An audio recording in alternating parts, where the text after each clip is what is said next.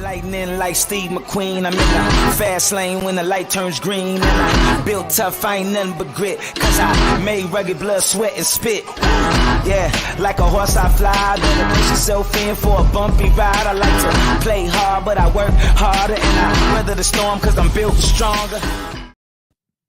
All right, ladies and gentlemen, we are back. We are live. It is the Freight Coach Morning Show, the top morning show in transportation, coming to you live every single weekday, 8:30 a.m. Pacific, 10:30 Central, to break down 3 industry headlines for you and to provide some clarity and actual insight into how to navigate through this freight market that we find ourselves in currently.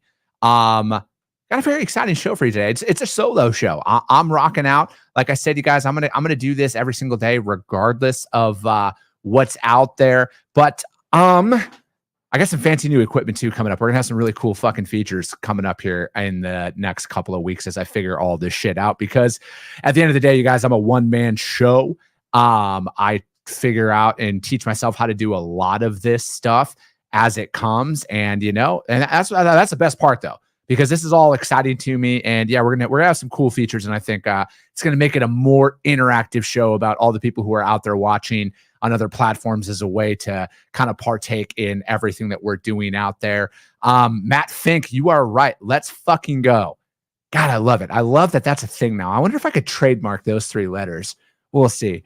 I need an armchair attorney. If you're watching right now, let's see if we can trademark that shit. But before we jump into today's show, you guys, as always, got to give a shout out to my friends over at VHub. You guys, the access to trailers, whether you're a shipper, a carrier, or a broker alike, we all need trailers at some point out there. And frankly, if you are out here and you're a smaller carrier and you have a trailer that goes into the shop, you should not have to shut down your business because of that. And then also, if you're a broker, creating a drop trailer pool, having access to trailers to be able to utilize for your customers, that's going to help you overcome some of those hurdles in the sales process. So what they got going on right now, you guys, and might I add, like, as you can see, this is all highlighted. You get paid to do this. Okay, you get paid to reposition and move these assets that are out there, and it is over in, Glade Spring, Virginia, going over to Orting, Washington, which is just outside of Tacoma by about 20 miles, and you get paid $1,550 to do that, and that is on top of the revenue that you get by throwing freight in the back of that trailer there. And as you can see, it's a 53-foot dry van. They have them over in Paragould, Arkansas, as well. Going into Orting, Washington, just outside of Tacoma, $1,550 to do that. And then for the California to Texas, picking up in Ron Burgundy's backyard down there in San Diego, going over to Irving, Texas, you get paid $600 to do that. That's a brand new 2023 dry van.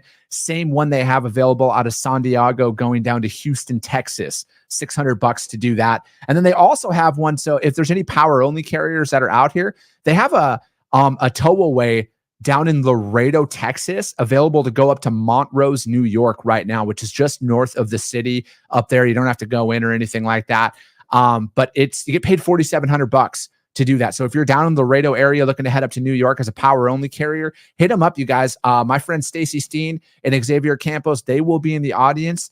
Hit them up out there. vhubapp.com is where you hit them up. And do me a favor, let them know that the Freight Coach sent you. They help keep this neon light on here every single day. Matt, I appreciate that, sir. One-man show, but a great show. Matt is now my new favorite person. What's going on, man? Is it Pankaj? Joined for the first time. Happy to be here. Appreciate you joining here. Vitaly, yeah, I don't think that's happening, bud. Cody, good morning. Great day. You are correct. Stace, good morning. I love all the LFGs. Let's fucking go. Let's fucking go, Steven Peterson. Jesse Carson. Exactly. It is pronounced San Diego. It is, and I will keep it classy out here, sir. Yeah, that is. You can never go, if you want to get on my good side right away, stupid humor movies, movie quotes, anything Will Ferrell, you will have my attention almost immediately, because those are my absolute favorite movies that are out there. We are also good fucking morning. God, this is just great. You guys would make my dad so proud. That was his favorite word. Good fucking morning, Cody Miller. It's funny. I don't know if Jesse Carson even remembers me, but Jesse Carson and I were in contact a long time ago. We were doing some business together. They had helped us out with some specialized moves. They're out of Canada. So if you guys have anything out there, did a bunch of liftgate stuff for me in downtown Chicago, downtown Toronto, and I want to say in Calgary as well that they helped us out with. So yeah, that was a blast from the past this morning here. Also, we are at to day 83 of the Freight Coach morning show.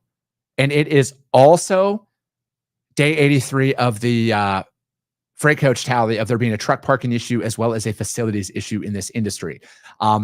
I will stop talking about this when drivers stop sending me pictures of facilities that don't allow them to use the bathroom, don't allow them to leave, and essentially they're a forced prisoner on site there because they can't leave. If they do leave, they're going to have to wait 3 days to get offloaded and a bunch of shit. And again, not one executive at any trucking company would put up with that behavior if they walked in somewhere and couldn't use the restroom. So why are we allowing our drivers? And again, I know that there's both sides of the story. I know there is an alternative that can be done. But again, I'm not going to stop talking about this because I'm not doing this for vanity metrics or anything like that. I'm doing this to actually see change out there in the industry. Quick reminder on the price of diesel is at $5.13 a gallon. I understand it's going down, but like, I hate to see people celebrating that, oh, it's down the greatest amount in history when it was at the highest rate in history. Like, that's not it's a cause for celebration that it's going down, but like to think that, oh, we're doing you a favor. It's just the messaging behind it. I think it's very tone deaf by a lot of stuff that's going out there. And frankly, yeah, I don't like it. I don't like seeing it because it's still up almost $2 a gallon year over year, and everything else. And again, I get all this information, you guys, from the EIA.gov. Hit them up and you can pull all your fuel charts and everything that's out there. And yeah, take it out and get that information over to your customers. It is more F-bombs, please. That's not going to stop.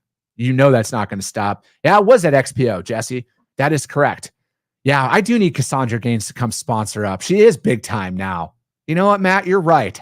I'm gonna send her a finely worded text message here when we're done, saying that Matt Fink said that you got to sponsor me and pay up and get up there and start funneling some of that cash. But no, seriously, she's got a great product over at Carrier Assure, you guys. Hit her up if you're not connected with her on LinkedIn. Hit her up, Cassandra Gaines, or else go to Carrier Assure on there as well and reach out to her and find out more about what she's doing. She's got some very exciting stuff that she's doing out there. And I'm really pumped. I'm really high on her product. And, she's a great person overall and somebody who I truly enjoy communicating with when she's not hitting me with the lawyer talk that she likes to. But that's neither here nor there. Drew Driscoll, good morning. Hump day. Let's get it. You are correct. It is hump day. We're coming up on, it's, I'm not to sound like my, typical Midwesterner here, but, can't believe it's August already. But, we're going to be having, with that being said, you guys, post-holiday freight, get ready. Like it's going to start picking up here, especially after Labor Day. That's when the freight season's going to start picking up. So again, this is another prime opportunity to get on the phone, get out there and start prospecting people, not sending them the same generic sales message that we all like to. And I talk to a lot of shippers, you guys, and they send them all to me. And I think it's kind of funny, but let's get ahead of it. You guys, keep that pipeline full because right now, especially in this market, there is more opportunity. I'm convinced this is going to be the greatest market to gain some additional market share in history. I'm convinced of that because especially with us coming out of the last 2 years and subpar service and everything else that just came along with it, this is an opportunity for really to prove yourself, show your worth, and continue to solidify yourself as a true partner for your customers out there. And I know that everybody, I see the partnerships don't exist and blah, blah, blah, and all that other bullshit that people like to say, but it's true. They're out there. It can be done if you're willing to actually put forth the effort, though, to do something about it. Let me see here. Yeah, Cornell. Hashtag Cornell. You are correct, sir. Matt Fink, true story. Once had a driver get upset at a consignee and then decided to leave some DNA at their back door. Oh, full squat. Yeah, I've had that happen before, unfortunately. Nick Roth, good morning. He's over at Exo Freight out of Michigan. You guys hit up Nick Roth. He's a good dude. He can help you guys out over there. And yeah, this will likely be counterproductive. Salespeople focus on quotas. Professionals focus on adding value. Amen to that. It's about education, you guys. I swear it's about education. And don't forget what the word prospecting actually means. Like, you're not going to be the best for everybody. All right. You're not going to be the best for everybody. And frankly, you're not going to go in the door and get everything from them right away. You need to be really fucking undeniably good at a couple of things. And then the business expands out from there.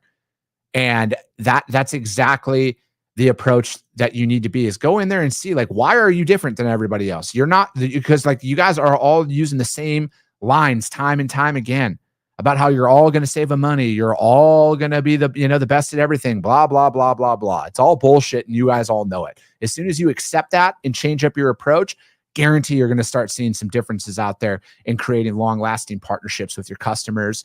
Let me see here. All press is good press. I can't disagree with that one at all. I think all press is good press as well. DJ Shirley coming in hot, literally steaming pile hot. That is funny. Walked into that one. Oh my God. Fucking A, you guys got me going today. All right, let's break down some articles here. First one is going to be from my friends over at the JOC. U.S. truckers flip back into drayage as long haul spot rates dive. Let me see here. Port trucking companies say they are seeing an influx of new drivers that once served long haul shippers, but have left that sector because of falling truckload rates and increasing operating costs, including fuel and insurance. The move marks something of a turnaround for when drivers were exiting drayage because of high truckload rates and difficult working conditions. While adding new capacity onto the margin, those returning drivers are likely to do little to bring down drayage rates due to the high congestion at the ports. Drivers are coming to intermodal at a time when long haul rates have been on a slide. Rate benchmarking firm DAT, who we broke down yesterday on the show, said that the nationwide average for spot truck for hauls over 250 miles were 307 in July, down from 380 in February and down 7% from a year ago. Jason Hilsenbeck, he's the president of Intermodal Load Board Load Match, told JOC that about 100 new motor carriers signed up to haul container loads posted on the board over the weekend in July, a previous unheard of number. He's saying, we're having to ask these drivers, do you have experience pulling containers? And they tell us, I have 15 years of experience in dry van. How hard can it be? That is kind of funny. 15 new carriers have signed up to haul containers in New York and New Jersey and Houston ports in July. In competitive markets, he said new intermodal entrants are offering lower rates, but that's sometimes because the new intermodal carriers don't know how to quote drayage. It's chaotic. It's never as complex as people want to make it out. All right. Like, I agree. If you've never hauled drayage before, you should probably think of it a little bit different. I've hauled vans for 15 years. How hard can it be? Because there are going to be some differences that are out there, but it's also not rocket science. All right. Like, there's a good and bad, a positive and a negative about us being as antiquated as we are, is things haven't changed in this industry for a long time when it comes to like shipping procedures and everything else. And frankly, it's something that you can figure out, but it's good though to see, because I mean, again, it's like you're going to have to pivot in business sometimes. And maybe it's, if you're but again, like, this is why, if you're solely reliant on the spot market to source your freight, you're going to be, forced into one of these situations where you might have to do it and look at a different, segment of the industry as a whole. Let me see here. And then it goes on to say, drivers giving up operating authority. The IANA, Intermodal Association of North America, said during the first half that they had 2,600 new carrier registrants, a 30% increase. The Port Authority of New York and New Jersey saw registrations to enter the port marine terminals hit 1,009 trucks in June, and that's the highest number of monthly registrations over the last 2 years.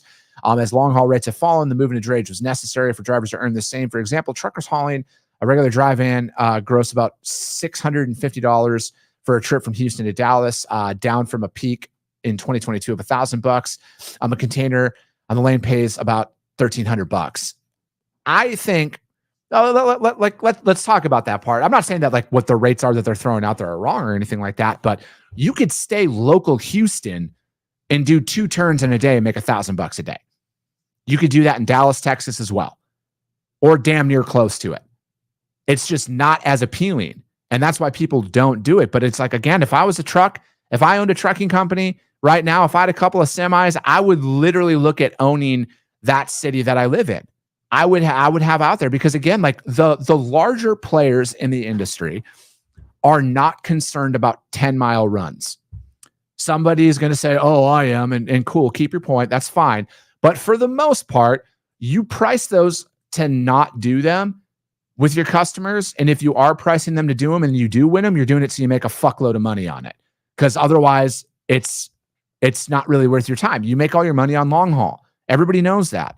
But again, that short haul runs like that as a carrier, those are pretty damn lucrative. Local Atlanta, local major city that's out there, you can make a lot of money doing a couple of turns in a day, because you got to think. And then frankly, if I was a broker trying to build my book of business right now, that's all I would be interested in. Your margins are going to be slim on that, but your competition's not down there. Your competition is not going after 20-mile local loads in a major metropolitan area. They're not at all. People are going after Houston to Dallas though, because that's easy. You can price that out, make a couple $100 on that load and not think twice about it. But again, if I was building up my book a bit, if I started brokering tomorrow, that's exactly the approach I would take.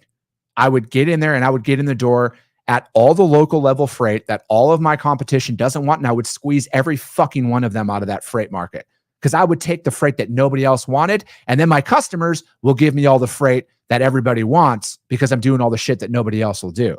It's hard, because you got to do a lot of work for very little pay. And that's what usually draws people away from that. Yeah, Nick, you're right, man. Local Detroit, just running shuttles for automotive. Let me see here. I think, my biggest takeaway, this was a very well-written article. As always, JOC is one of my favorite news websites to read off of. Yes, there is a yearly fee, but it's also as unbiased as I think you can get out there. I'm a big fan of what they write. I think one thing, my biggest takeaway, especially when you're studying drayage, there's still backups at the ports. That means that there's still a lot of freight to be funneled through, whether it's going directly to a distribution center of a large retailer, or they have since liquidated that freight and it's going to a secondary market. That's still freight for us to move. So I think that, again, it's I'm not saying that it's easy out there or anything like that, but there's definitely opportunities for you guys to move freight overall.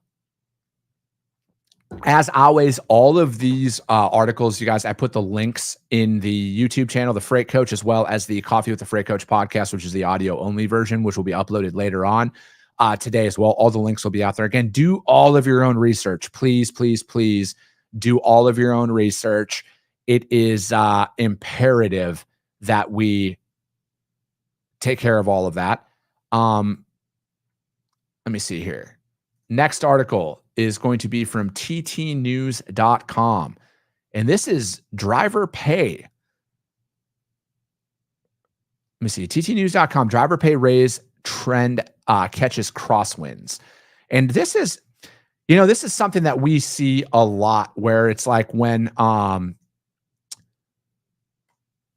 we're in one of those positions where the markets are up, driver pay comes up, and then it seems like it's seemingly the first thing that gets cut when the market shifts.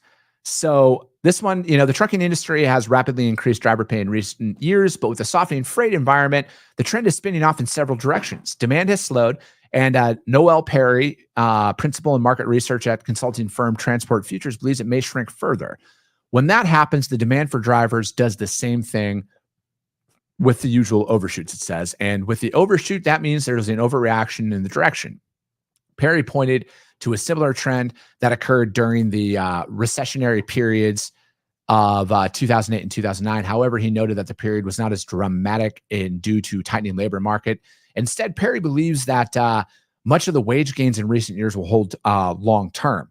Rob Hatchett, he is a president at Fleet Intel at Conversion Interactive Agency, contends carriers have approached driver pay differently during the last 2 years. When I talk to a carrier, as we look at it as the market as a whole, we've got to know which group they fall into. The people that have done huge pay increases over the last 2 years, they're not having to do more pay increases because they've already made a big jump that have been able to get drivers.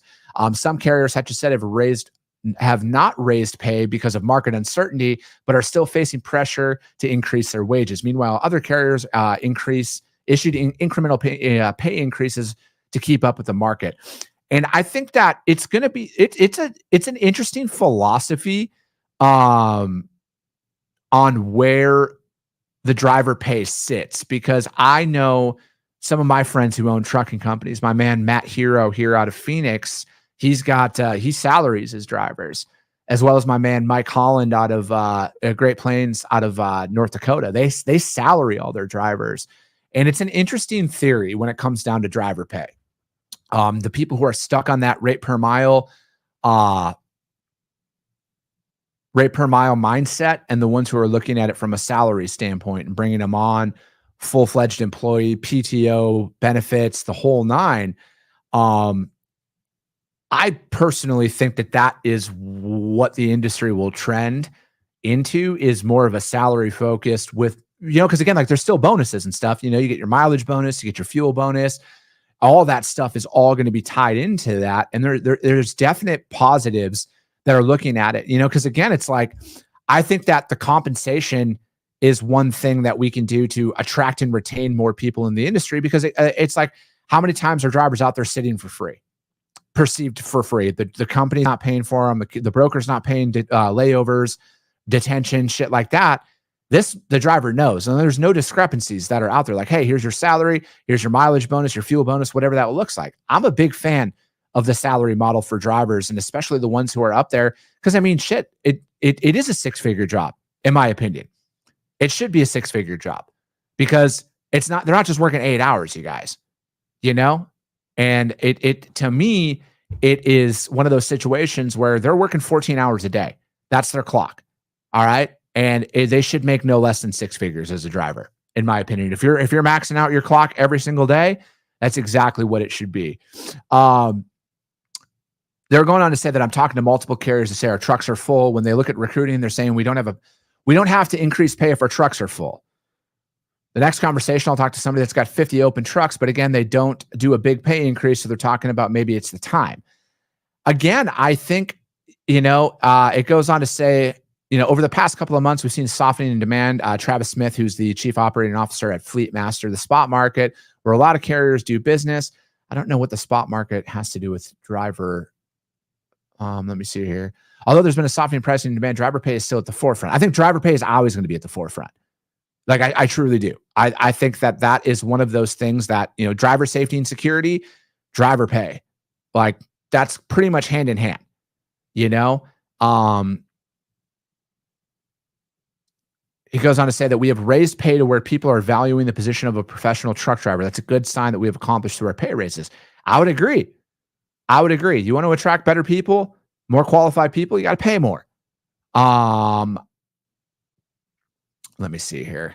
Yeah, this, it goes on to say, it talks about sign-on bonuses and, how they're staggered over a couple of years and all of that stuff. But sorry, I just kicked something off my desk. It definitely shines a light into how people look at it and approach the driver pay aspect of it. I would definitely read this article. I thought it was one of the better articles I've read here recently on kind of breaking it down and talking about what is needed, what's as important. Because again, but at the end of the day, I understand not everybody leaves jobs for money. They leave jobs for shitty leadership and no future and everything else that comes along with it. Again, hit that up, ttnews.com, driver pay raise trend catches crosswinds. Let me see here. DJ Shirley, have I seen the bullwhip projection out there in San Bernardino? Yeah, man, I've seen a lot of it. And it's tough because there's so many conflicting reports, man. And again, I'm not an expert in a lot of this shit outside of, I don't even like calling myself an expert in anything.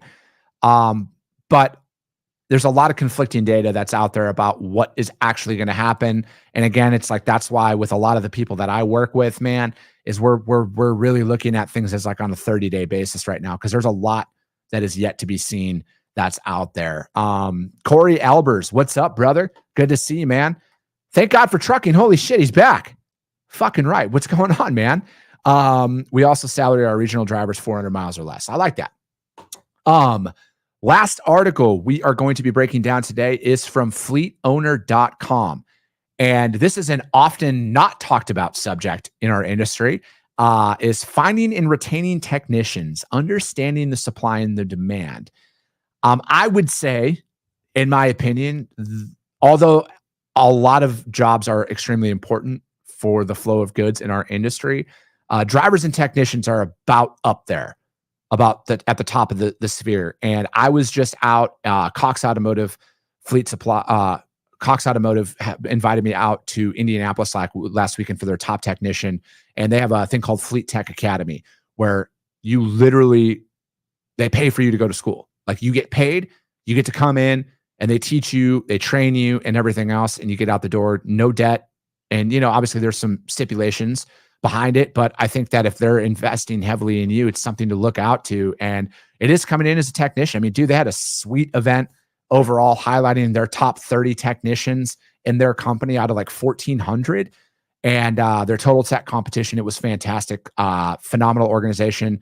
Got to give a shout out to my man, Mike Dickinson over there. He's fantastic. He's a really good guy. But, we're talking about, the technician shortage that's out there, because that's just as large as a need to continue to fill seats in trucks.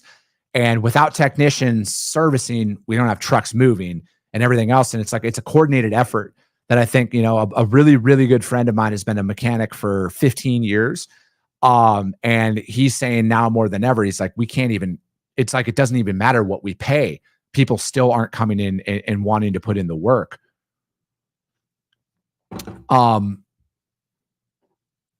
It goes on to say in this article, the transportation industry's maintenance technicians were once viewed as expendable as wear items like tires or brake pads. That strategy, however, has worn thin. For a long period of time, Tyler Robinson, damn, diesel laptops, love that guy. For a long time, people in the industry treated a lot of technicians like they were a number. Oh, fine, I'll just go find somebody else. Fleet leaders report that finding and keeping technicians is one of the industry's top challenges. While more than half the fleet and independent shops surveyed said hiring technicians was the top challenge, while 65% found hiring difficult. This is a crisis, and it's permanent one if we don't get our heads around these sourcing and retention issues that are out there. And that came from Gary Beeman. He's the CEO of New Village Institute. And the campus, it goes on. Let me see here. They're a Blairville-based diesel and automotive training school. Go to Fleet Tech. Fleet Tech does it for free. They pay you. Good organization overall. Anyways, though, but talking about the technicians and everything, it's just like with driving too. I think that there's a lot of shit that needs to change about getting it out there, because again, it's like, man, I just want to see us, and that's like a big driving force behind a lot of the content that I do, you guys, is we got to bring that appreciation back to the people who really keep this world turning. The blue collar industry as a whole, that's often looked down upon, is the fucking reason we have a country. Our diesel technicians, our truck drivers, everything else are the fucking backbone of all this shit. We got to stop looking down and treating these people down on that. And I know there's a counter side to everything, but that's been lost. I think that's been lost as a society, is where we don't look at what somebody does as like a commendable thing anymore. Like growing up, obviously it's no secret my old man was a truck driver. I mean, it was like the fucking Wild West, man. Like those guys were cowboys. Like those guys were out there, like people loved it, and then I don't know. I just think that, because I'm from the blue collar, I'm from a blue collar family, I'm from a working class family. I will always be in that blue collar mindset through everything I fucking do. And the fact of the matter is we gotta flip our perspective out here, because there needs to be a coordinated effort as an industry to get people in to this industry. Whether you're a technician, whether you're out there looking to get into driving, we got to put our best foot forward here. We got to put aside a lot of the bullshit that we see out there, and we really need to get people into this industry, because it might not be a problem today, but it's going to be a massive fucking problem if we don't have people servicing our trucks, and then frankly, if we don't have anybody driving our trucks too, that's also a massive fucking problem that we're going to see ourselves into. And that's what I love about companies like Cox and what they're doing with their Fleet Tech Academy. They have one here in Phoenix as well as Indianapolis, and that paid training where they bring you in, they pay you, they get you a per diem, they put you up, they bring you out there, and then they seat you with the job right away. Like, I think like this is what needs to be out there for everybody. Like, I know where I came from in northern Wisconsin, there's not a lot of opportunities. All right. It's like military or working on a farm. And that's exactly it. College isn't an option for a lot of people. And frankly, I'm not the biggest fan of college anyways, unless you absolutely need it, because I think life experience will get you out there. But you need training to become a technician. And a company like what they have with Fleet Tech, you guys, like, it's a huge opportunity for a lot of people. And it needs to get out there, need to get the word out there as well, and keep driving this forward. Because again, nobody's coming to save this industry but us, you guys. If you want to see a change, we got to be the change at the end of the day. Again, that was from fleetowner.com, and that was from Finding and Retaining Technicians, Understanding the Supply and Demand. All those links will be out there, you guys. We'll love to network some of your USA carriers. Yeah, go ahead, Jesse. Drop your contact information out there. And anybody needs, connect with Jesse. He's a good dude. That's it for today. We'll be back tomorrow, you guys. The Freight Coach Morning Show. We are the top morning show in transportation, coming to you live every single weekday, 8:30 a.m. Pacific, 10:30 Central. If you saw value, share the show. All right. That's how this is all going to continue to grow week in and week out, day in and day out, is because of each and every one of you sharing the show and getting that word out there. I appreciate you guys all so much, and we'll be talking to you soon.